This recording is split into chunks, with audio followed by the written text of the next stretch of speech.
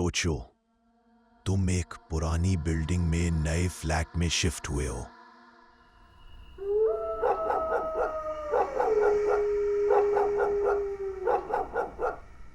सब कुछ ठीक है, लेकिन एक कमरा ऐसा है जो हमेशा बंद रहता है।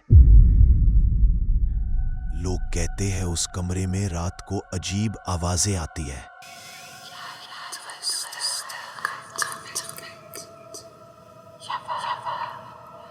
और जब तुम एक रात मजबूरन उस कमरे में सोते हो तो सुबह तक जिंदा बचोगे या नहीं, कोई गारंटी नहीं।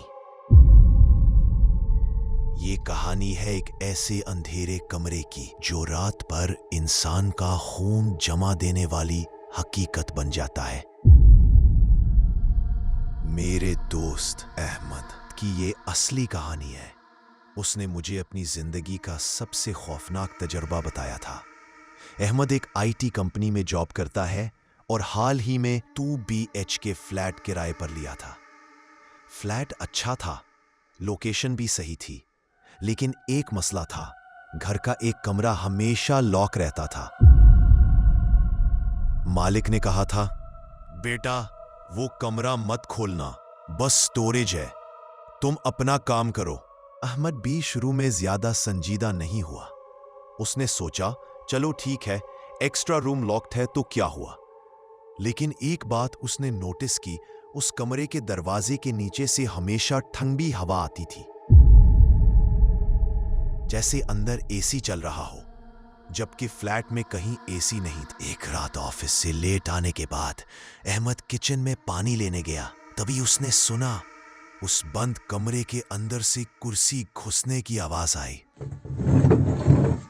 पहले उसने सोचा शायद अपना वहम होगा, लेकिन अगले दिन सुबह जब सफाई वाली आई, उसने आम से लहजे में कहा, भैया ये रूम कब खुलेगा, हर दिन अंदर से आवाज आती है। अहमद थोड़ा शॉक हुआ, मतलब ये सिर्फ उसका वहम नहीं था, कोई और भी सुन रहा था। अगले कुछ दिनों तक उसने अनजान बनने की कोशिश की, लेकिन फिर एक रात जब बिजली चली गई और पूरा घर अंधेरे में डूब गया, उसने साफ सुना, कौन है मेरे कमरे में, कौन है। एक भूतनी औरत की आवाज, बिल्कुल धीमी लेकिन सीधी उसके कान में उतरती हुई। उस दिन अहमद का सब्र खत्म हो गया। उसने फैसला किया कि अब सच जानना ही पड़ेगा। रात के 12 बजे टॉर्च और चाबी लेकर उसने वो बंद कमरा खोला। जैसे ही दरवाजा खुला, एक तेज सर्दी की लहर उसके चेहरे पर लगी। कमरा में बिल्कुल अंधेरा था। उसने टॉर्च जलाई तो देखा कि कमरे के अंदर एक पुरानी लकड़ी की कुर्सी थी और दीवार पर काले हाथ के निशान। और सबसे खौफनाक, एक कोने में एक पुरानी अलमारी रखी थी। उसका दरवाजा आधा खुला था, जैसे कोई अभी अभी अंदर गया हो। अहमद ने डर के बावजूद टॉर्च अलमारी के अंदर दिखाई। वहां एक लड़की का सफेद सूट लटका था, पुराना, मैला, लेकिन बिल्कुल असली।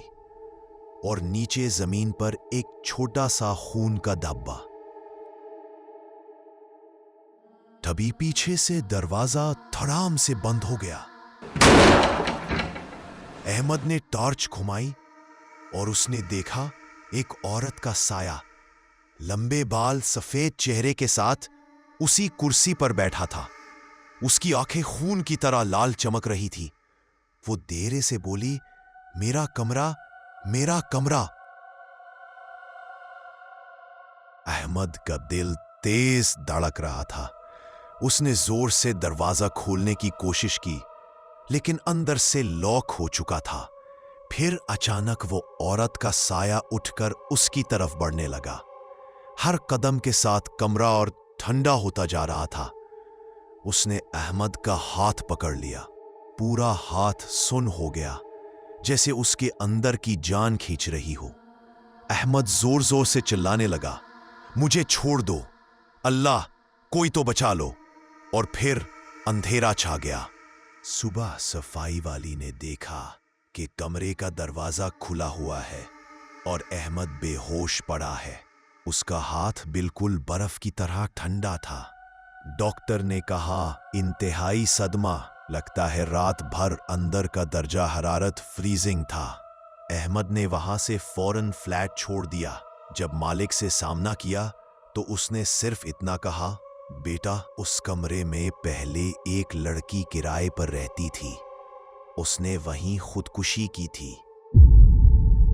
तभी से लोग कहते हैं वो रात भर वहां बैठी रहती है।